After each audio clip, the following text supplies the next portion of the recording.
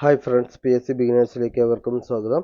ഇന്ന് ഞാൻ വന്നിരിക്കുന്നത് പഴയ പി എസ് സിയിൽ നിന്നും ചോദിച്ചിട്ടില്ല മാത്സിലെ 5 ക്വസ്റ്റ്യൻസുമായിട്ടാണ് ഞാൻ വന്നിരിക്കുന്നത്. അപ്പോൾ നമുക്ക് ക്ലാസ്സിലേക്ക് കിടക്കാം. ആദ്യത്തെ ക്വസ്റ്റ്യൻ, താഴെ പറയുന്നവയിൽ വലിയ ഭിന്നസംഖ്യ ഏത് എന്നാണ് ഫസ്റ്റത്തെ ക്വസ്റ്റ്യൻ ചോദിച്ചിരിക്കുന്നത്. അപ്പോൾ ഇതെങ്ങനെ ചെയ്യുക? നമുക്കിത് പല വിധത്തിൽ ചെയ്യാൻ പറ്റും. ആദ്യത്തെ നമ്മൾ നോക്കുമ്പോൾ തന്നെ മനസ്സിലാക്കണം, ന്യൂമറേറ്ററും ഡിനോമിനേറ്ററും തമ്മിലുള്ള വ്യത്യാസം എന്ന് പറയുന്നത് ഒന്നാണ്.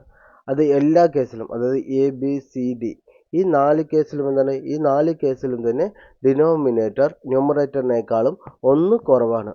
അപ്പോൾ നമ്മൾ ഒരു ചെറിയൊരു സംഖ്യയിലേക്ക് പോകാം. ഇതെല്ലാം കുറച്ച് വലിയ സംഖ്യകളാണ്. അപ്പോൾ നമുക്ക് ഒരു ചെറിയ സംഖ്യയിലേക്ക് ഇതുമാതിരി പോയാലോ, ന്യൂമറേറ്റർ വലുതും അതേസമയം ഡിനോമിനേറ്റർ അതിനേക്കാൾ 1 കുറവായിട്ടുള്ള സംഖ്യകൾ, അതായത് ഇപ്പോൾ 2/1, 3/2, 4/3 ഇവ എടുക്കണം വയ്ക്കുക.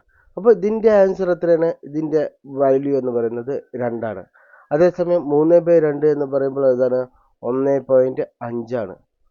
ഇനി 4/3 എന്ന് പറയുമ്പോൾ എത്ര വരും? 4/3 നമുക്ക് എന്ത് എഴുതാം? 1 + 1/3 എന്ന് എഴുതിക്കൂടെ? 1/3 എന്ന് പറയുന്നത് 0.33 ആണ്. അപ്പോൾ 1 + 1/3 എന്ന് പറയുന്നത് എത്രയായിരിക്കും? 1.33 ആയിരിക്കും. അപ്പോൾ ഇതിൽ നിന്ന് മനസ്സിലാക്കാം, വലിയ സംഖ്യയിലേക്ക് പോകുന്തോറും എന്ത് സംഭവിക്കുന്നു? അതിൻ്റെ വാല്യൂ കുറയുന്നു. അതായത് ന്യൂമറേറ്റർ സംഖ്യ കൂടുന്തോറും എന്ത് സംഭവിക്കുന്നു?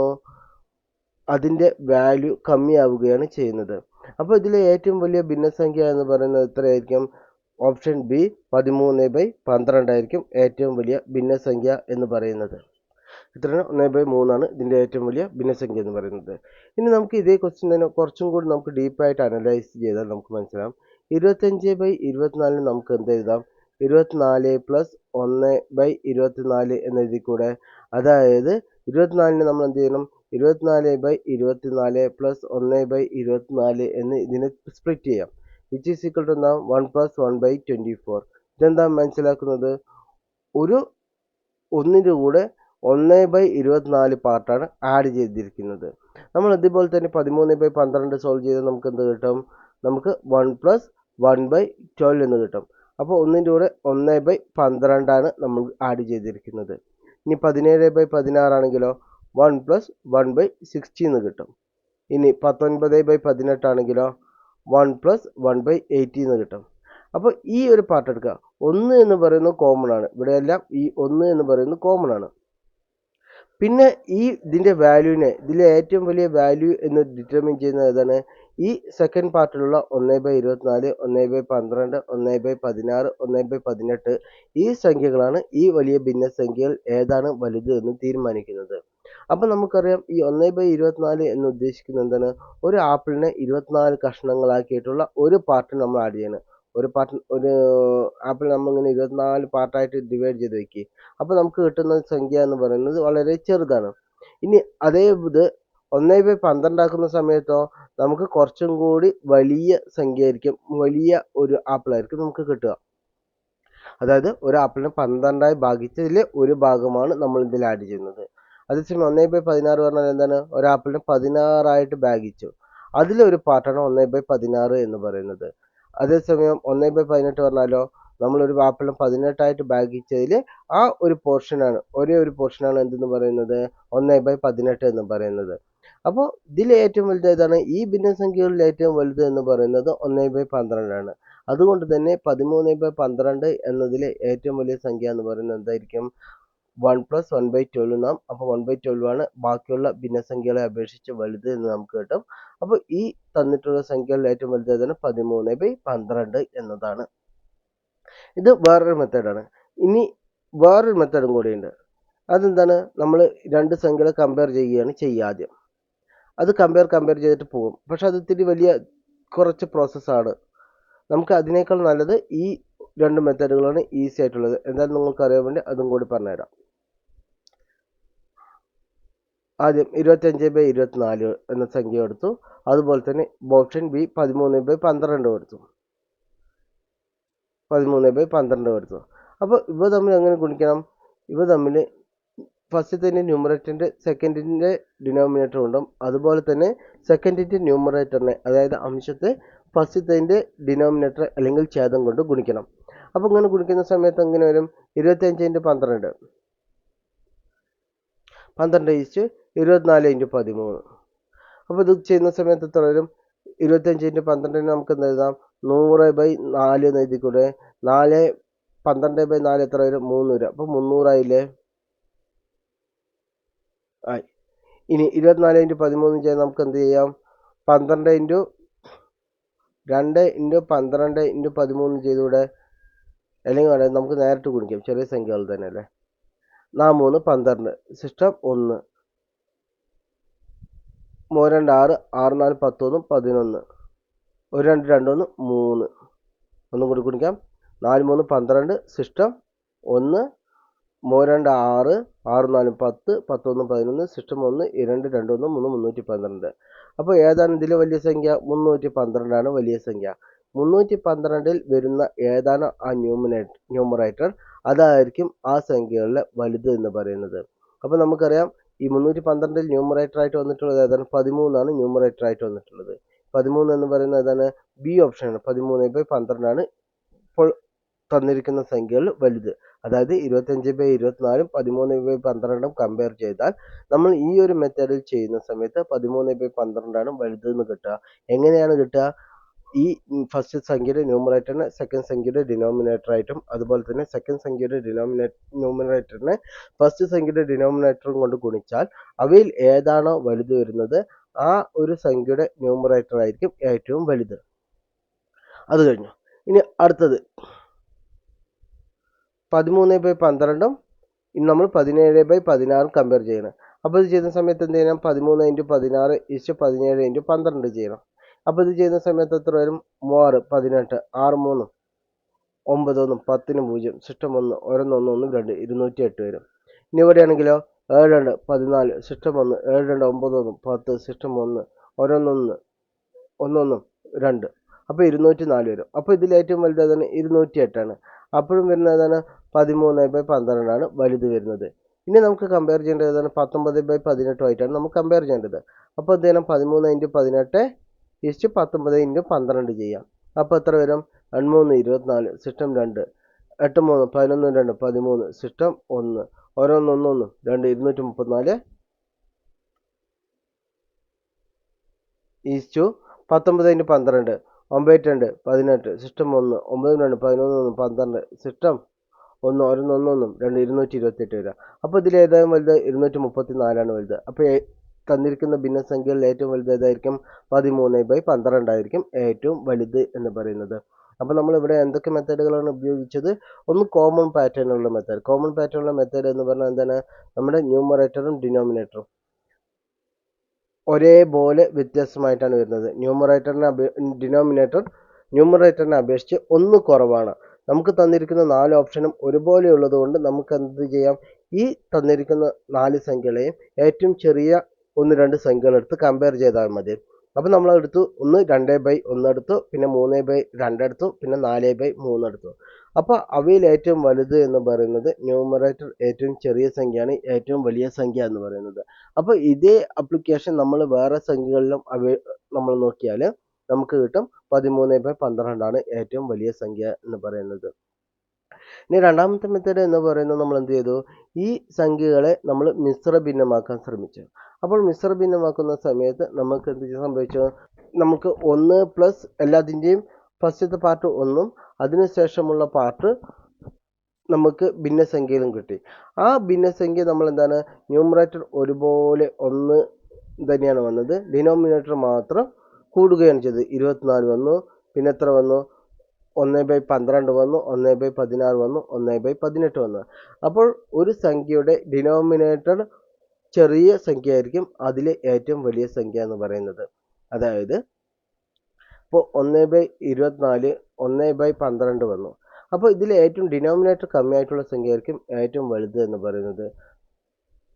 ഇത് ഡിനോമിനേറ്റർ കൂടുതലുള്ള സംഖ്യ ചെറുതായിരിക്കും. ഇനി വേറൊരു സംഖ്യ തരികയാണ് 3/12 4/12 തരികയാണ്. അപ്പോൾ ഈ ഒരു സംഖ്യയിൽ എന്താണ്? ന്യൂമറേറ്റർ ഡിനോമിനേറ്റർ എല്ലാം സെയിം ആണ്. ന്യൂമറേറ്റർ എന്താണ്? ന്യൂമറേറ്റർ ഡിഫറെൻ്റ് ആണ്. ഈ ഒരു കേസിൽ ന്യൂമറേറ്റർ കമ്മിയുള്ളത് ഏറ്റവും കുറവായിരിക്കും, അതുപോലെ തന്നെ ന്യൂമറേറ്റർ ഏറ്റവും കൂടുതലുള്ളത് ഏറ്റവും വലിയ സംഖ്യയായിരിക്കും. അടുത്ത ക്വസ്റ്റ്യനിലേക്ക് പോവാം. താഴെ കൊടുത്ത സംഖ്യകൾ 12ന്റെ ഗുണിതം ഏത്? 12ന്റെ ഗുണിതം കാണാൻ നമ്മൾ എന്ത് ചെയ്യണം? നമ്മൾ ആ സംഖ്യ 3ന്റെയും 4ന്റെയും ഗുണിതമാണോ എന്ന് നോക്കുകയാണ് വേണ്ടത്. 3ന്റെ ഗുണിതമാണോ എന്ന് നോക്കാൻ നമ്മൾ എന്ത് ചെയ്യണം? നമ്മൾ തന്നിരിക്കുന്ന സംഖ്യകളുടെ അക്കങ്ങളുടെ തുക 3 കൊണ്ട് ഡിവിസിബിൾ ആണോ എന്ന് നോക്കിയാൽ മതി. അപ്പോൾ നമ്മളിത് എന്താണ്? എല്ലാ സംഖ്യകളും കൂട്ടേണ്ട ആവശ്യമുണ്ടോ? കൂട്ടേണ്ട ആവശ്യമില്ല. നമ്മൾ 6, 9, 3 പിന്നെ 0 ഇവയൊന്നും കൂട്ടേണ്ട ആവശ്യമില്ല. കാരണം അവയെല്ലാം എന്താണ്? 3ന്റെ ഗുണിതങ്ങളായിട്ടാണ് നമ്മൾ എടുക്കുക. 3 കൂട്ടണ വേണ്ട, 6 കൂട്ടണ്ട, ബാക്കിയുള്ള 2, 4, 6. അപ്പോൾ ഈ ഒരു എ എന്ന സംഖ്യ എന്താണ്? 3 കൊണ്ട് ഡിവിസിബിൾ ആണ്. അപ്പോൾ അതുകൊണ്ട് തന്നെ അത് 12ന്റെ ഗുണിതമാവാൻ വഴിയുണ്ട്. ഇനി നമ്മൾ അടുത്ത സംഖ്യ എടുത്തു. 3, 6, 9 ഇതെല്ലാം 3 കൊണ്ട് ഡിവിസിബിൾ ആണ്. ബാക്കിയുള്ള 2 + 2 4 ആണ്. അപ്പോൾ 3 കൊണ്ട് ഡിവിസിബിൾ ആണോ? അല്ല. അപ്പോൾ അത് തെറ്റായിരിക്കും. ഇനി നമ്മൾ അടുത്ത സംഖ്യ എടുത്തു. 5, 4, 9. അപ്പോൾ നമ്മൾ അത് വെട്ടി. ബാക്കിയുള്ള 3 സംഖ്യകളും 3 കൊണ്ട് ഡിവിസിബിൾ ആണ്. അപ്പോൾ ഈ ഒരു സംഖ്യയും എന്താവാം? നമ്മൾക്ക് 3 കൊണ്ട് ഡിവിസിബിൾ ആവാം. ഇനി അടുത്ത സംഖ്യ എടുത്തു. 5, 4, 9. 8, 2, 10. പിന്നെ ഒരു 3 ഉണ്ട്. അപ്പോൾ 8, 2, 10 മാത്രമാണ് ബാക്കിയുള്ളത്. അപ്പോൾ അത് 3 കൊണ്ട് ഡിവിസിബിൾ ആണോ? അല്ല. അപ്പോൾ ഈ ഒരു സംഖ്യ ആവാനും വഴിയില്ല. അപ്പോൾ നമുക്ക് തന്നിരിക്കുന്ന ഓപ്ഷനുകളിൽ എയും സിയും മാത്രമാണ് വരാനുള്ള ചാൻസ് ഉള്ളൂ. ഇനി അപ്പോൾ നമുക്ക് രണ്ടാമത്തെ കണ്ടീഷൻ എടുക്കാം. 4 കൊണ്ട് ഡിവിസിബിൾ ആണോ എന്ന് നോക്കാം. 4 കൊണ്ട് ഡിവിസിബിൾ ആണോ ഒരു സംഖ്യ എന്ന് പറയാൻ നമ്മൾ എന്ത് ചെയ്താൽ മതി? അവസാനമുള്ള 2 അക്കങ്ങൾ 4 കൊണ്ട് ഡിവിസിബിൾ ആണോ എന്ന് നോക്കിയാൽ മതി. അപ്പോൾ ഈ 4 കൊണ്ട് ഡിവിസിബിൾ ആകുന്ന സംഖ്യ തന്നെ 64. 64 4 കൊണ്ട് ഡിവിസിബിൾ ആണ്. അപ്പോൾ ഓപ്ഷൻ എ ആണ് ഒന്നാമത്തെ കേസ്. ഇനി സി എന്നുള്ള ഓപ്ഷനിലെ അവസാനത്തെ അക്കം 5 ആണ്. ഒരിക്കലും 12ന്റെ ഒരു മൾട്ടിപ്ലിക്കേഷൻ ലാസ്റ്റ് ഭാഗത്ത് 5 ഒരിക്കലും വരില്ല. അതുപോലെ ഓഡ് നമ്പറും വരില്ല എന്നുള്ളത് ഷുവറാണ്. അതുകൊണ്ട് തന്നെ നമുക്ക് എന്ത് ചെയ്യാം? ഓപ്ഷനെ ഈസി ആയിട്ട് എഴുതാൻ പറ്റും. നമുക്ക് അടുത്ത ക്വസ്റ്റ്യനിലേക്ക് പോകാം. 1നും 50നും ഇടയിൽ 6 കൊണ്ട് നിശേഷം ഹരിക്കാവുന്നതും അക്കങ്ങളുടെ തുക 6 ആയി വരുന്നതുമായ എത്ര രണ്ടക്ക സംഖ്യകളുണ്ട് എന്നാണ് ചോദിച്ചിരിക്കുന്നത്. അപ്പോൾ 1നും 50നും ഇടയിലാണ്. അപ്പോൾ നമുക്കറിയാം ഫസ്റ്റത്തെ 6 കൊണ്ട് ഹരിക്കാൻ പറ്റുന്ന സംഖ്യ എന്ന് പറയുന്നത് 6 ആണ്. അവസാനമായിട്ട് ഹരിക്കാൻ പറ്റുന്ന സംഖ്യ എന്ന് പറയുന്നത് എന്താണ്?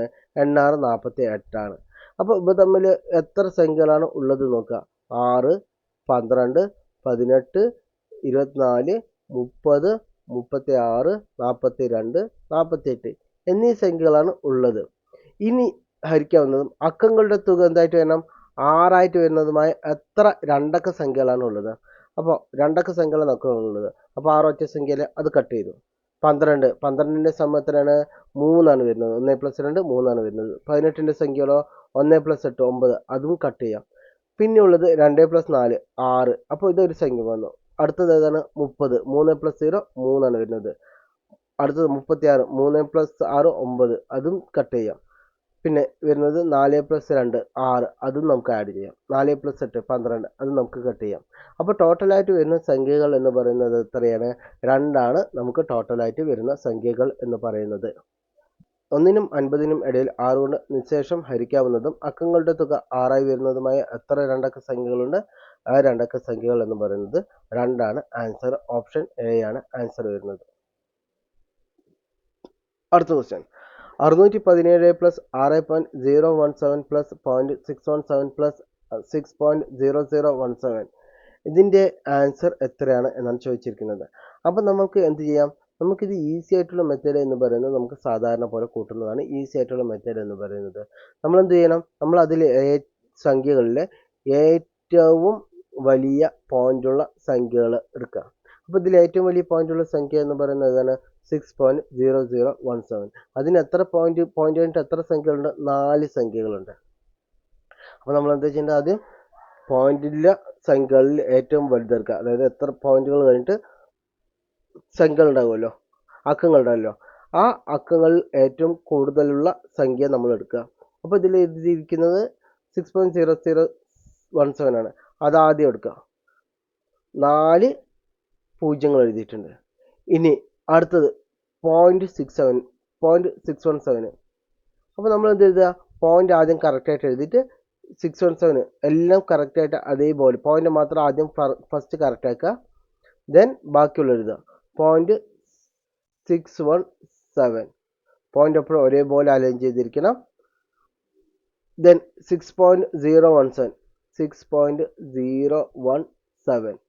അടുത്തതാണ് 617.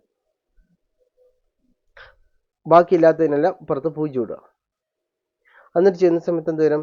7 7 7 14 1 15 സിസ്റ്റം 1 1 1 2 1 3 6 6 6 12 7 19 സിസ്റ്റം 1 1 2 629.6357 ഓപ്ഷൻ സി ആണ് വരിക.